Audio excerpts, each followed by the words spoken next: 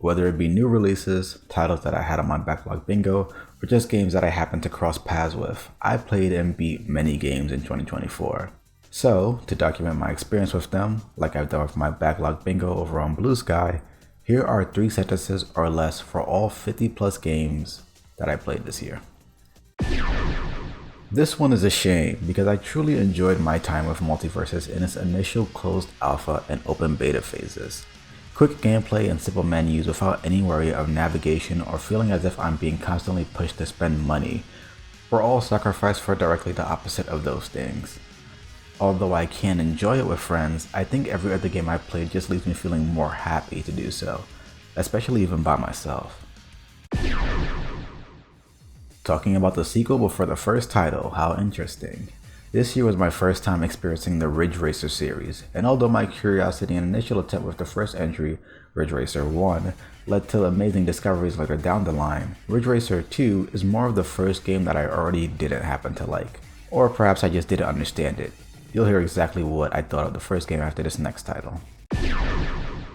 I originally played this game's demo a few years ago at this point, back when it was first featured in Steam's Game Festival in 2020, and while I remember liking it for visuals then, I don't feel that strong curiosity I previously felt. Perhaps it's from seeing games that have captured a 2D pixel style in a way that was more captivating since then, or simply that my tastes have changed. It could also be that with my short amount of time with Elden Ring, beating the first boss for a bet, and even spending just 2 hours with Demon's Souls on PS3, I feel like I would want to spend more time with the titles that From Software has made before getting to titles inspired by it. After getting recommended music from the series, specifically R4's soundtrack on YouTube, and gaining interest in trying classic titles, I gave the Ridge Racer series a try, and I quite didn't like the first 2 titles. With a camera that is close to the back of your car, a style of music that I don't like, and a drifting mechanic that's quite difficult to get around for a newcomer, after playing enough other racing games, Ridge Racer and its sequel just felt strange to me. However, it being something new for me is what put it above Ridge Racer 2, and perhaps with more time, I can learn to get accustomed and enjoy all that it has to offer. Received as a review copy from Nintendo, Endless Ocean Luminous is a unique title that takes you to the seas to explore all of its inhabitants, both real and fictional, and that's all there is to offer. I enjoyed playing with over 10 different people all at once, communicating and hunting down specific aquatic creatures to photograph, but after an hour or 2 it did feel a little tiring. A person with more interest in the aquatic world would enjoy this title more than I did. Those familiar with me know that I really love Pokemon, and some may be surprised to hear that I've been buying Pokemon cards since I was a very young child. But lately I've looked at what I own and realized just how much money I spent, and I felt regretful about it all. Thus, TCG Pocket allows me to still enjoy the experience of collecting cards and looking at the beautiful art featured within them without spending the actual money to do so. Despite that, this is more of a substitution for purchasing cards rather than a game, as I don't participate in their shorter styled battles. Also, I'm gonna break my 3-sentence rule real quick.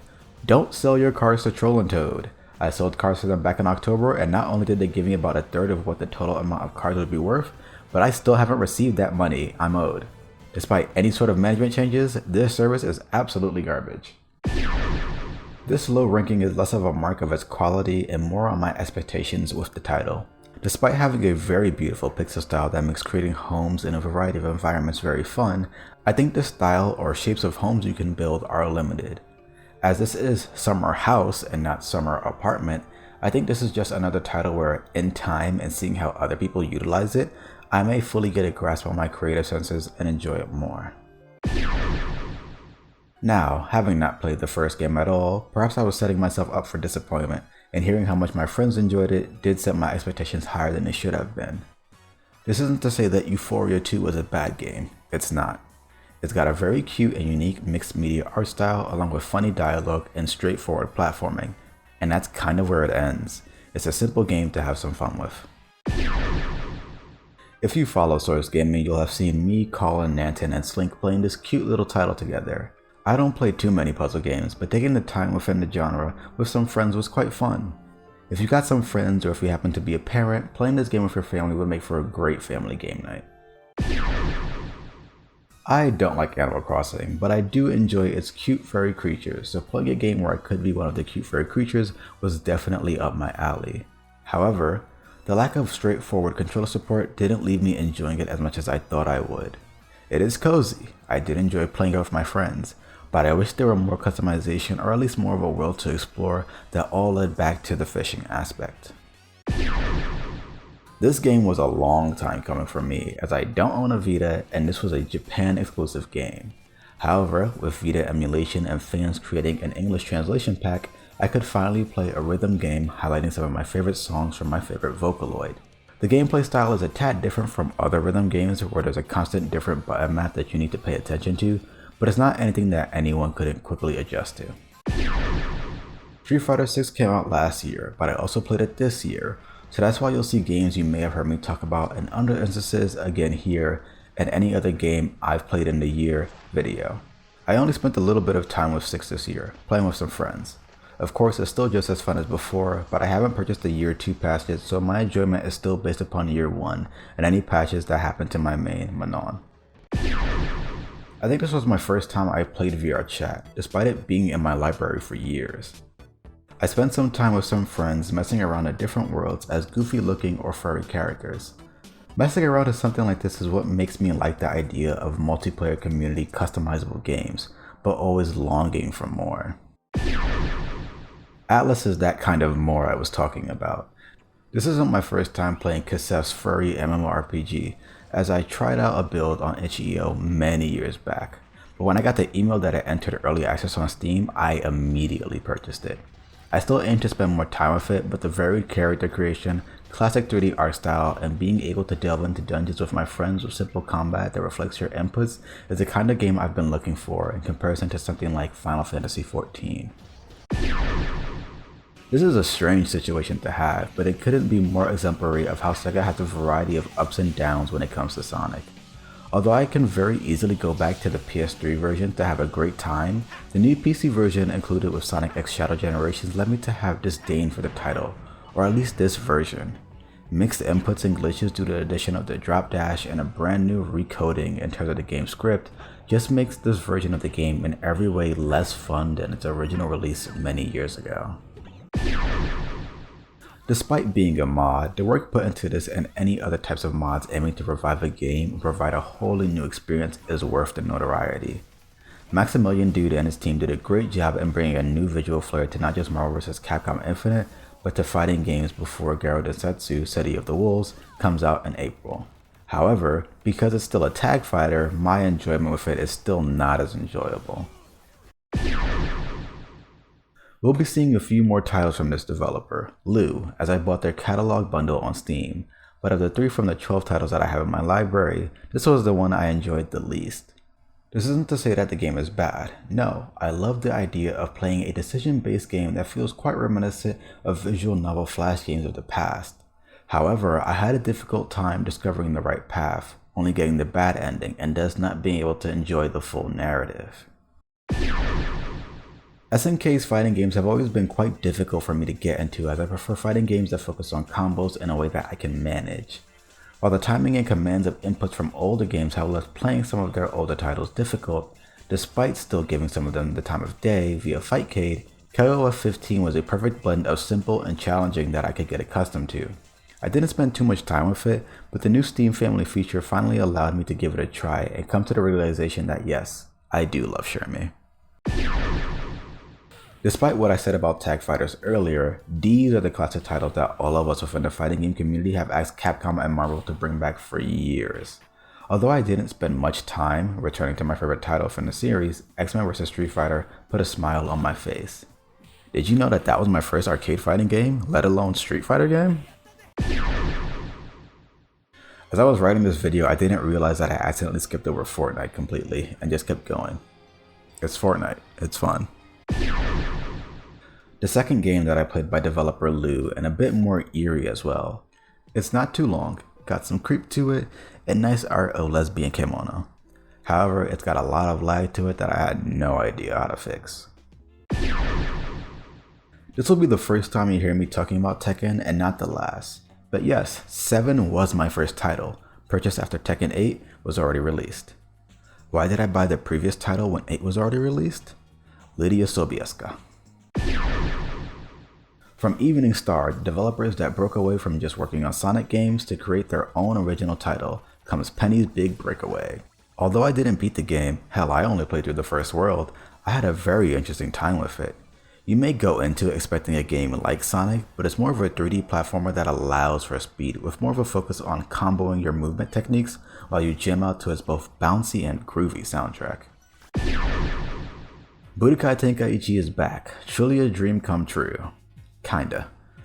A lot of its reasonings for being this high is not just because I love the Dragon Ball series, especially when it comes to fighting games, but it's because of the nostalgia factor that comes with getting a title like this again. However, I didn't play it as much due to wanting to spend time with many other games and not liking certain decisions in terms of its menu and story mode presentation. This is probably the one title that I feel like should be lower given that I no longer want to play it in the future, but I can't deny that I did have fun with it. I love the character designs most of the time, and I do enjoy a simplified take on the action game genre, utilizing flashy visuals within its urban anime setting to instill a feeling of coolness. However, Zenless Zone Zero's overly bouncy animation attempts to make characters sexy or attractive, being a gacha, and having the gameplay loop be several hours of dialogue split between what feels about 30 minutes of actual gameplay, I couldn't take it anymore. If you're looking for TCG fun, this is where you should be spending your time towards. Not only do you get something out of having purchased cards in the real world, but you can take the time to make decks and play even if you don't own the cards in the real world. I had a lot of fun playing against randos and friends with my Giratina V-Star Lost Zone deck, while it was still in rotation. Although it's not as fun as its predecessor due to my mains not currently available and just the general way it feels after having played Rivals 1 for years, it still is a fun platformer fighting game nonetheless. I kind of forgot that I played this game this year, but that's likely due to playing the free edition, which means that I can't always play my mains, Seox and Vera. The new mechanics that Rising adds make my feeling towards Grand Blue's versus less of stomach churning regret and more of enjoyable bursts of learning. I don't know what to say with this game. I didn't know Digital Eclipse does more than just porting older titles, so playing a game made by them was interesting. It's also quite fun, you kinda should just give it a try yourself. Once Lydia Sobieska was released, I was ready to purchase Tekken 8, and I used that time in Tekken 7 to practice.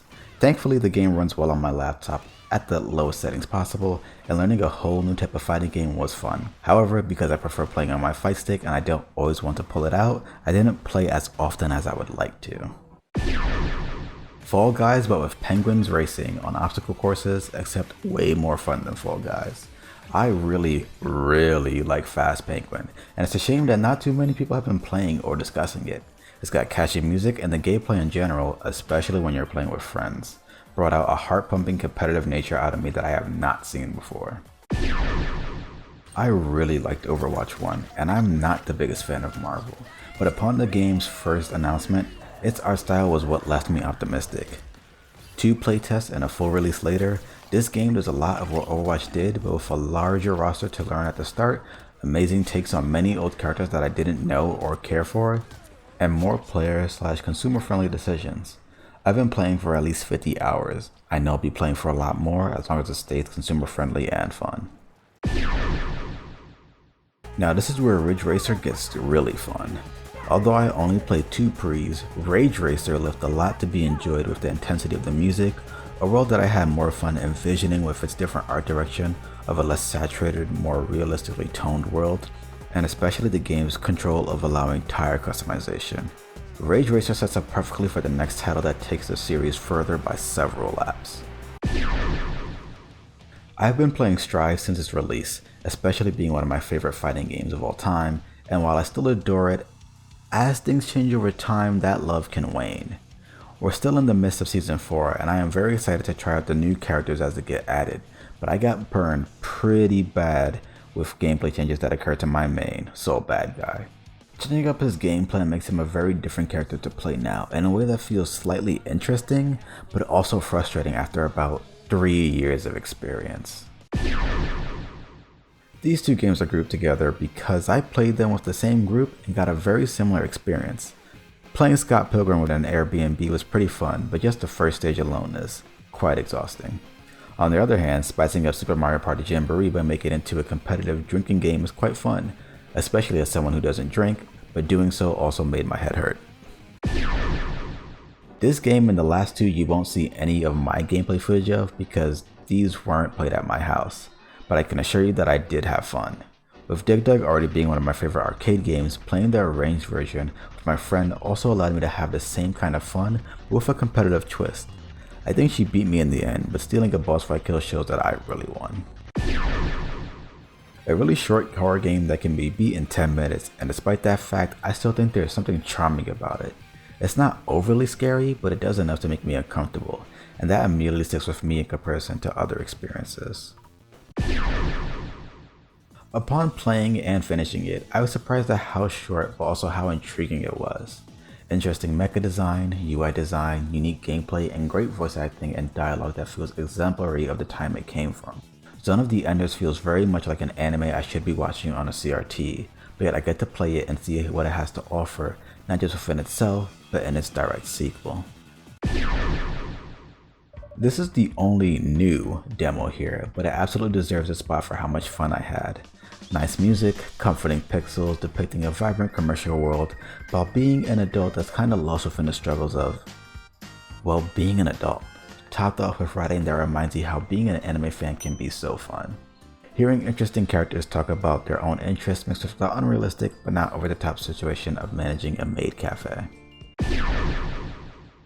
Although Splatoon 3 sits at a peculiar position for me as I've played it for hundreds of hours less than Splatoon 2, I still had a lot of fun with it, and side orders show that there can be a lot done with the franchise. Giving Splatoon a roguelike experience and a quite challenging one that is combined well with a unique but imprinting take of its already imprinting art style leaves a lot to be enjoyed. I haven't attempted another run in a while, and I've only shared some of my thoughts here, but I also already have a review of side order that you can check out from the cards at the top of the video. I can probably sum up why Lethal Company is so high by stating that it is another horror game that is also hilariously funny when played with friends. I think just showing you this clip will convey the fun I had with this title perfectly.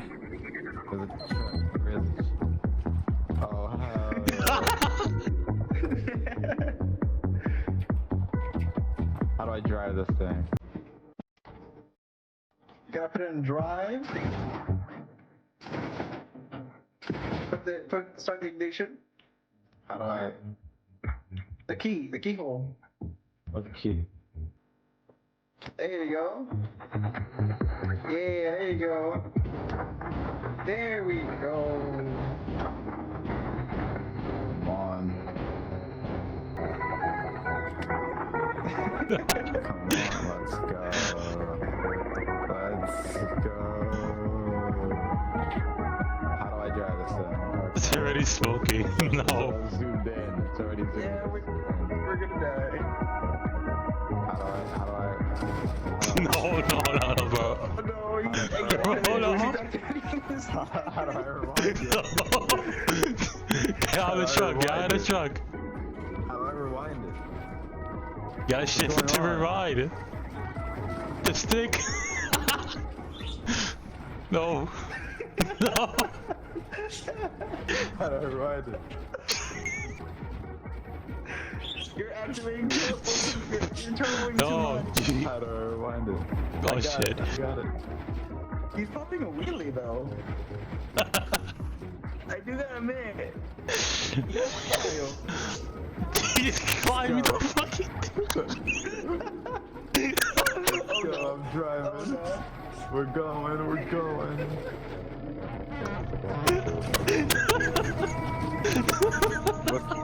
What's going on? You're flying. I'm flying? Hell yeah, I'm flying as fuck. Let's go, pump up the jam.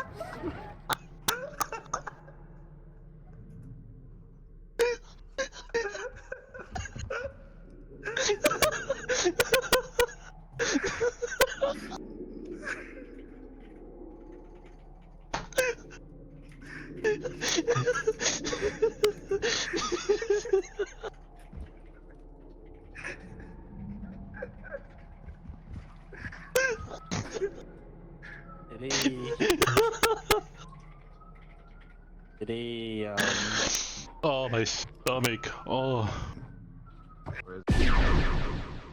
I did a whole review of this game. You can go watch that. As my first Final Fantasy game, aside from Stranger of Paradise, I think there was a lot to be desired, especially when Stranger of Paradise happened to do everything that it did, but better.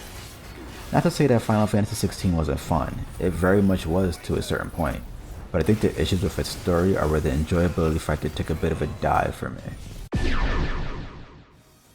Picking up and improving upon its predecessor in every possible way, although it's just as short as Zone of the Enders, Second Runner does away with the need to navigate to every mission and focuses more on keeping the narrative and high-speed action on track.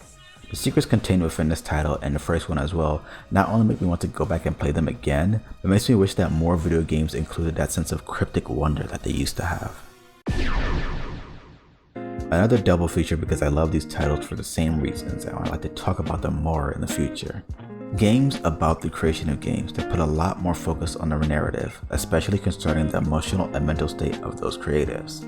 In some ways I can relate, in some ways I can't, but I can emphasize and still feel the weight of the cost or duty to create. My first time with the DMC series, and it was an interesting time. The usage of specific camera angles, the dark atmosphere regarding the underworld, and just a general setting constantly made me think about Silent Hill. Akin to a horror game where you have to combat deadly and sometimes very frustrating enemies, but all while controlling a mostly quiet but emotionally expressive Dante. A new title from Van Ripper that loosens up from the tile movement of Helltaker and allows you to run around to manage your few resources to repair generators. It's quite difficult, but easy to adjust to and see success within the first few levels, building you to a point of, I know I can do it, and that's what makes it so fucking addicting. I've been playing this demo since it came out in May of 2021, and Unbeatable still remains my most anticipated game.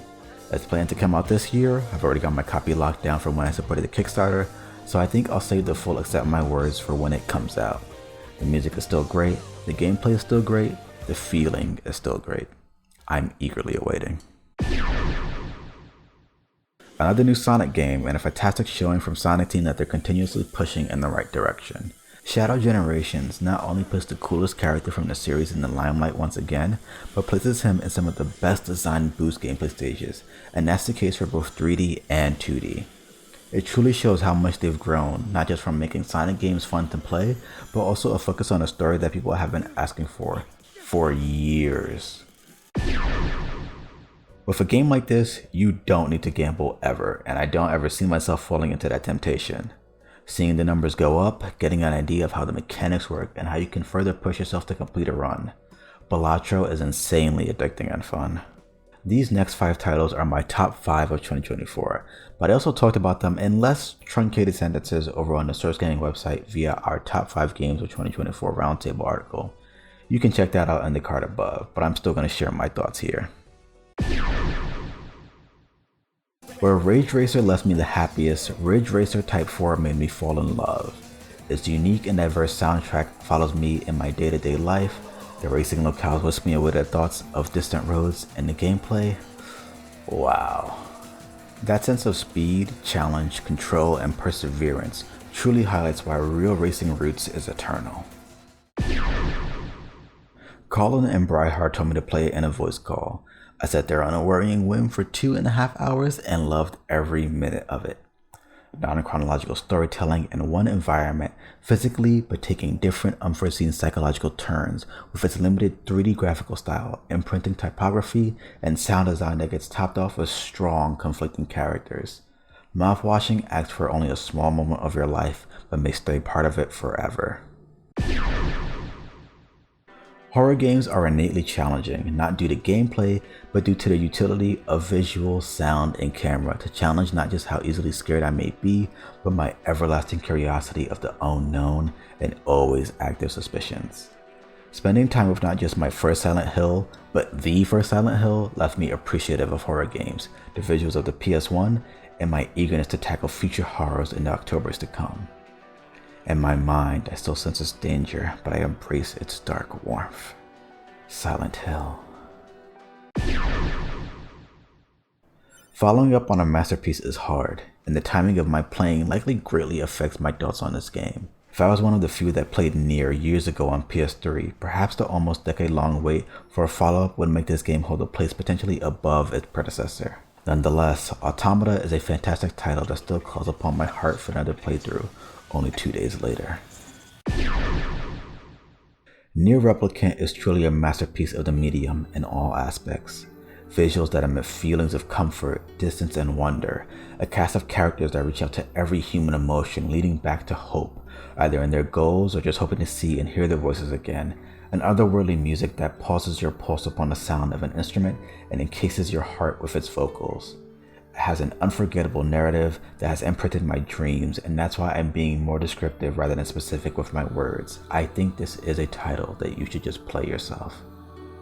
And those are the titles that I played in 2024. Let me know what you thought about what I've played, if you happen to disagree with my thoughts on the game, or if you happen to agree. And perhaps you can also tell me about the games that you played last year. Thank you for watching, and